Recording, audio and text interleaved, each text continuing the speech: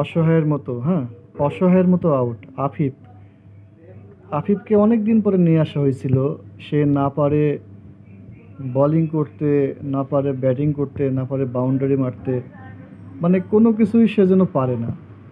তাকে কেন যে নেওয়া হয়েছে সে নিজেই বুঝে না। আসলে কি জানেন, বাংলাদেশে কাউকে রিপ্লেসমেন্ট করতে হলে তার আসলে ভালো পারফর্মের দরকার হয় না, হ্যাঁ, তার শুধু প্রয়োজন হয় কেউ একজন খারাপ খেলুক, তার এগেনস্টে সে ঢুকে যাবে, বুঝছেন? এই হচ্ছে ব্যাপার। মানে জিতা ম্যাচ, এই ম্যাচগুলোও হারতে হয়।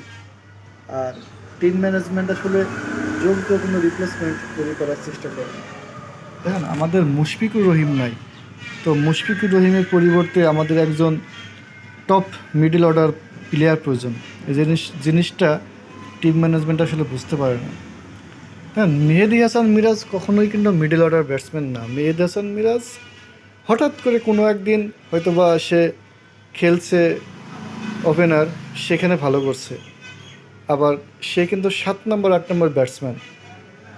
কারণ তারে যদি আমরা মিডল অর্ডার বানানোর চেষ্টা করি তাহলে হয় না। মিডল অর্ডারে খেলানোর জন্য এখানে বাংলাদেশের একটা অপশন ছিল, কিন্তু তাকে বাংলাদেশ আসলে তৈরি করে নাই। সেই অপশনটা হতে পারতো কিন্তু আমাদের আন্ডার 19 খেলা প্লেয়ার আকবর আলী। আকবর আলীকে কিন্তু আমরা মনেই রাখলাম না, হ্যাঁ, আমরা তাদের মনেই রাখলাম না। দেখেন কীভাবে অসহায়ভাবে আত্মসমর্পণ করছে, মানে এদেরকে কি বলবেন আপনি। এক তাহিদ হৃদয় দাঁড়ায় থেকে সে চেষ্টা করছিল, কিন্তু এই যে দেখেন শটটা খেলার মাধ্যমে আসলে খেলা সমাপ্ত হলো।